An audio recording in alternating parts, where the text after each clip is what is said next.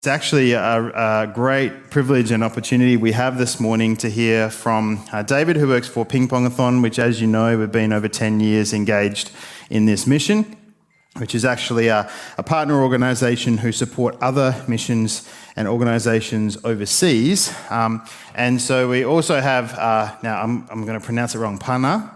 Yes, Panha, that's right, from Cambodia. And so David is going to introduce him and speak a little bit. The one thing I will just say before these guys share, or two things. One, all the coffee sales today from the Test Run Cafe cart will go towards Pong-A-Thon. So if you want to buy a nice coffee afterwards, all those will go towards Pong-A-Thon efforts for this year.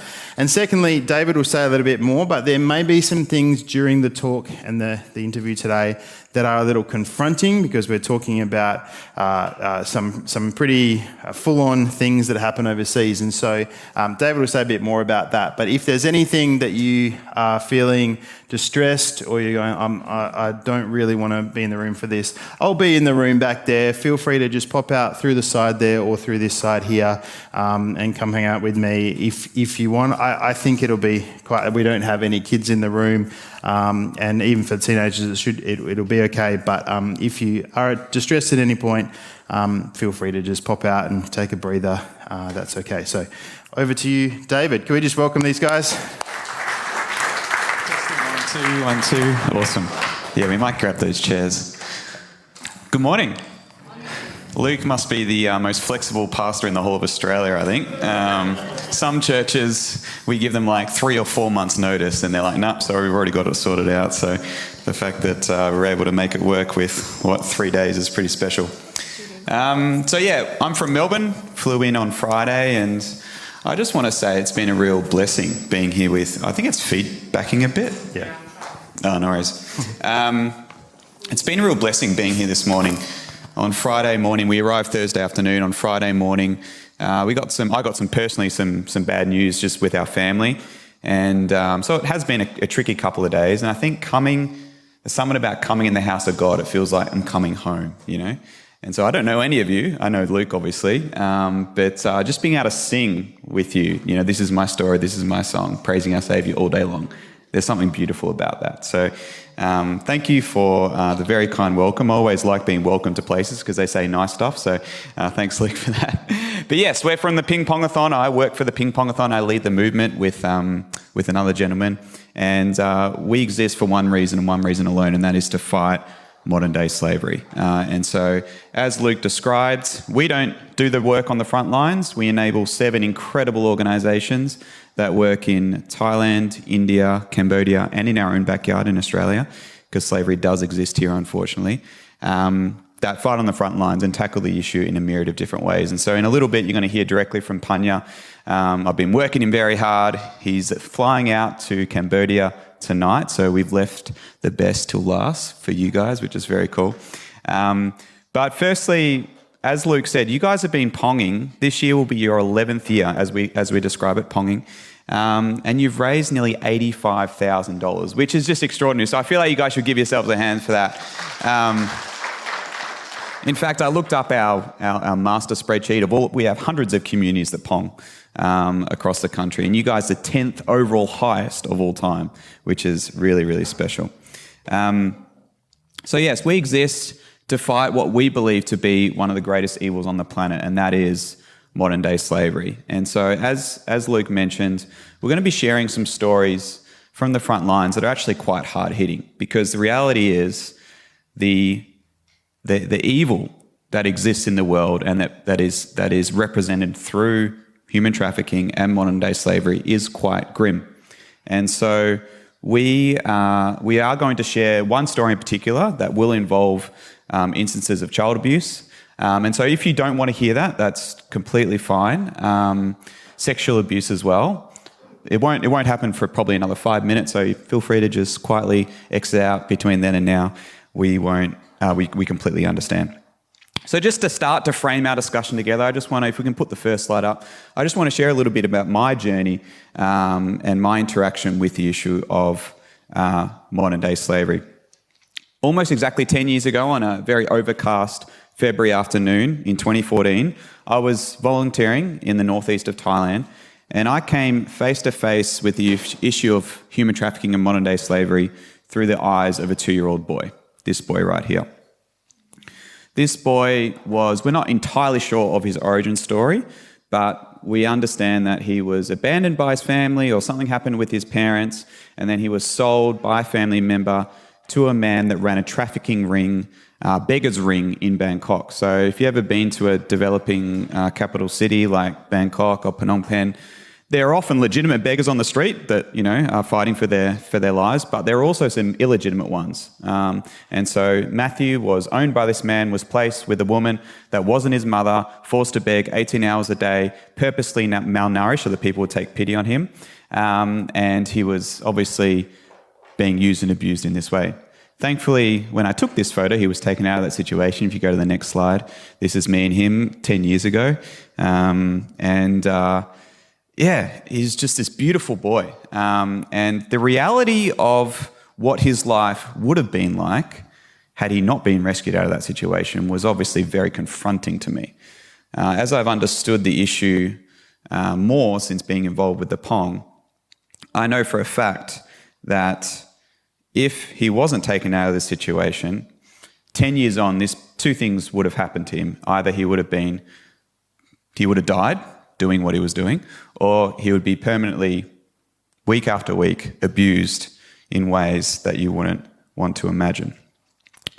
I'll just show one last photo. This is me and him in 2019. He's doing incredibly well. My wife and I have the privilege of being able to support him, and I'm going to go over there and see him again in November, which I'm really looking forward to. But I remember after meeting Matthew, two things happening to me. Firstly, I remember my life being irrevocably changed.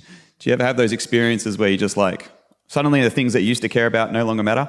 I remember I was, 23, 24 at the time, and I remember wanting to put a new car stereo in my car, and I remember just thinking as I was coming home, that didn't matter anymore, not at all. The frustration or the anger that I would feel having to wait 30 minutes in the GP clinic for a free consultation no longer did not matter. In fact, it felt like a privilege that I had the opportunity to receive free healthcare after a 30-minute wait. So that was the first thing. I remember being irrevocably changed. But the second thing I remember happening when I met Matthew, that's his name, was this feeling of deep helplessness. What could I do, little old me, against such an immense issue? And as I started to dig deeper and understand the issue, at that time there was estimated to be 40 million people in the world that were in situations of slavery. Now the estimate is actually 50 million. What could I do in the face of such a problem? And it took me a while to understand the answer to this question, but the reality is, and the same is for you, is that actually we can do a lot. And that is what brings us here today. This little thing, it's only 2.3 grams, 40 millimeters in diameter, but we call it a weapon of mass impact. This sound that you hear, I need to bounce it on something, that you will hear multiple times, not multiple times, hundreds of times, thousands of times, possibly tens of thousands of times when you run your Pong later this year, is the sound of freedom to millions of people around the world.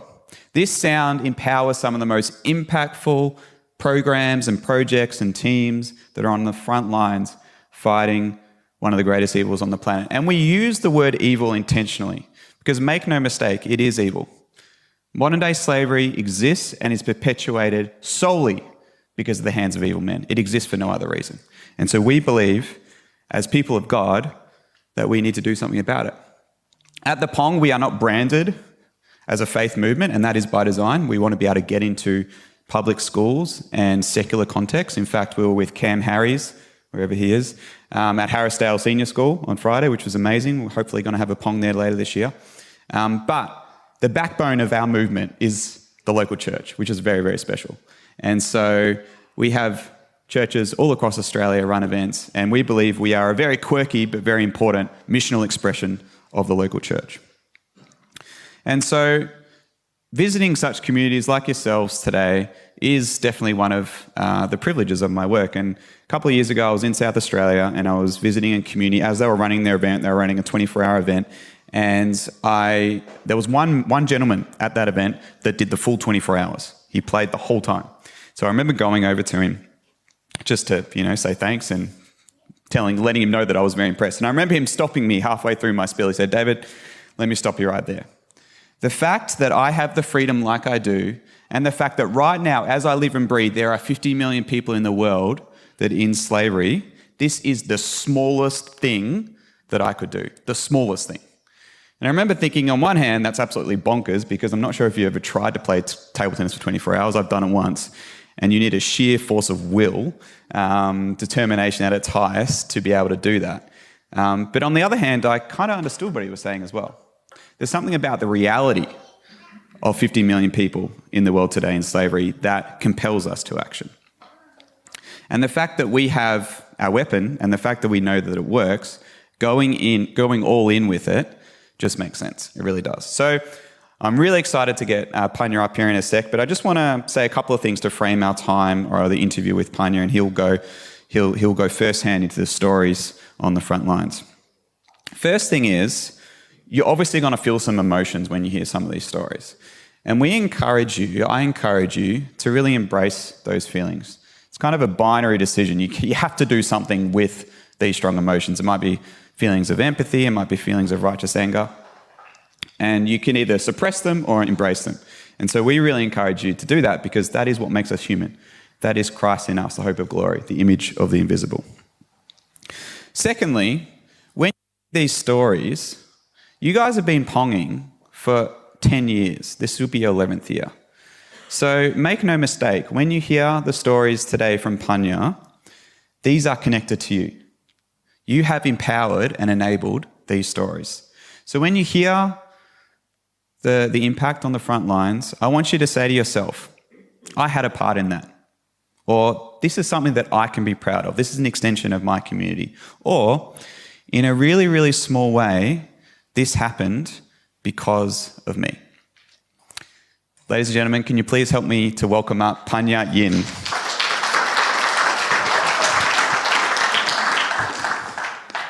Is your mic on? Just make sure, just do a check. Testing 1, 2. Oh, yeah. Testing 1, 2, 1, 2. There we go.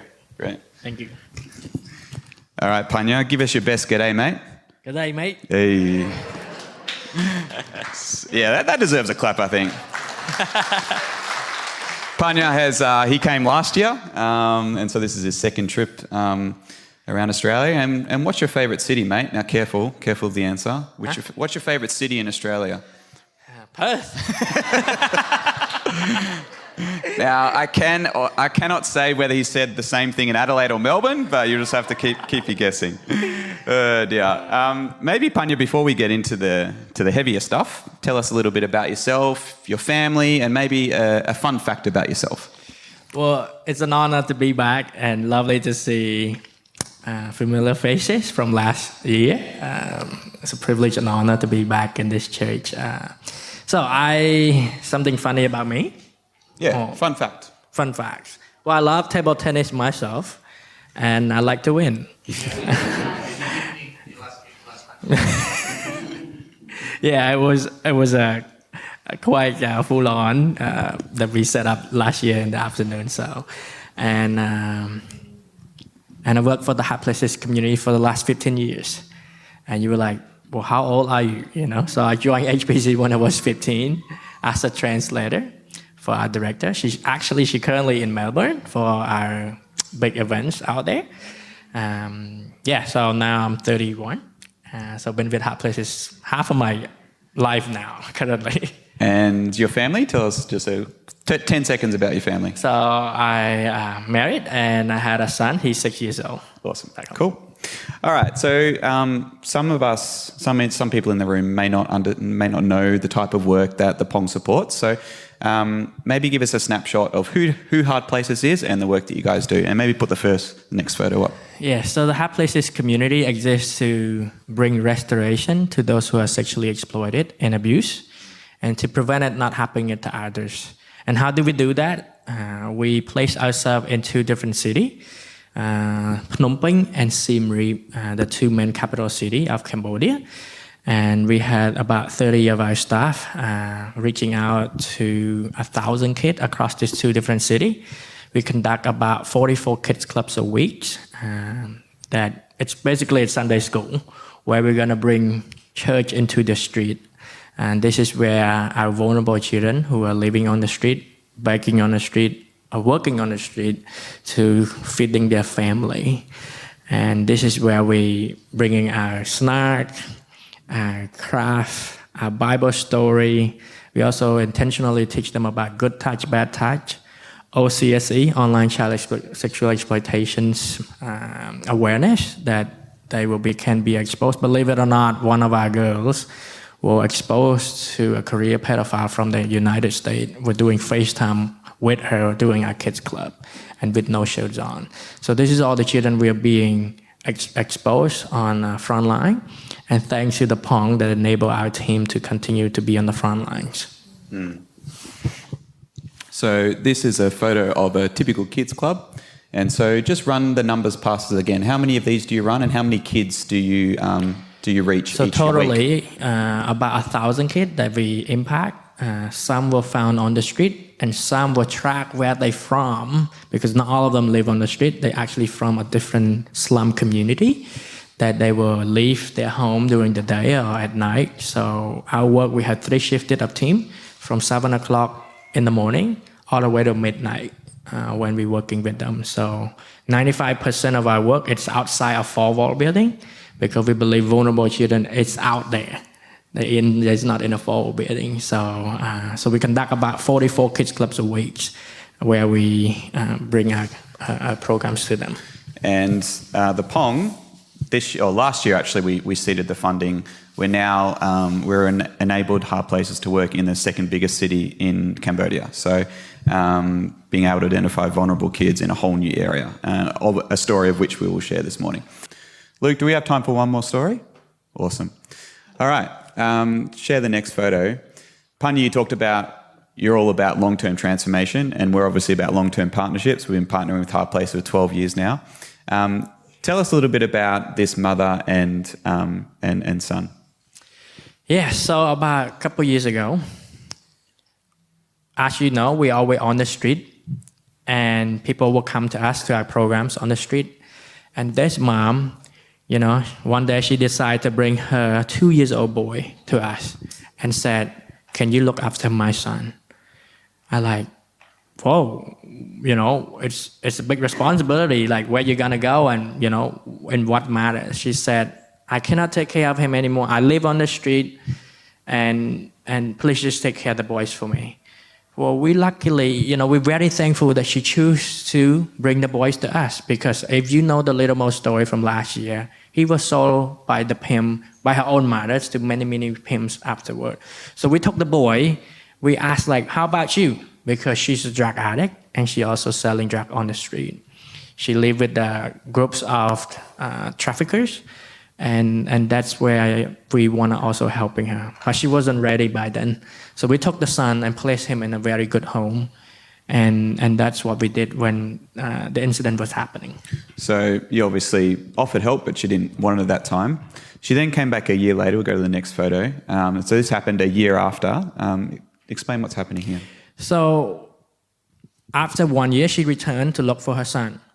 And of course, our heart, we never want to separate the family away. Just because they poor, they deserve to stay together, unless the parent or relative were involved with the crimes, right?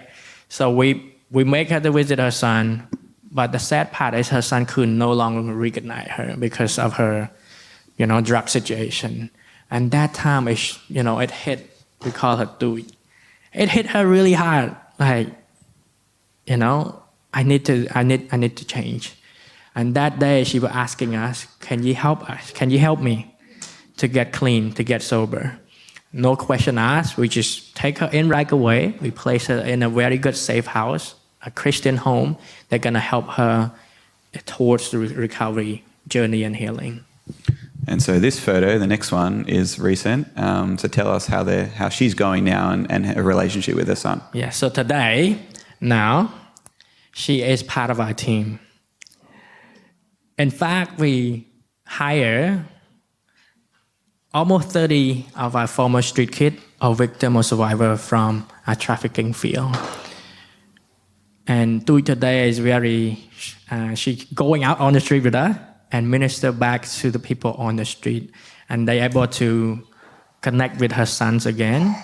And it's just for us, it's just the best way to kill the cycle.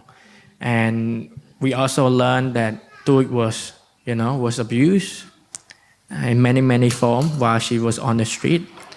But they smile because of Jesus' restoration to her life. So again, sometimes it's hard to measure success in 1 year, in 2 years. But to commit 11 years like you, a story like this is yours. So, well, thank you for letting me share this morning. I think I'm ready to go home tonight. Of these 3 amazing stories, and when the day are long, we dwell into this story, and that God is asking us. Well, actually, God was commanding the church to look after widow and orphan. He did not say it to the Roman government. He was asking the church, and we are the church, and responded to this commandment. So again, thank you for letting me be sharing with you this morning. Yeah.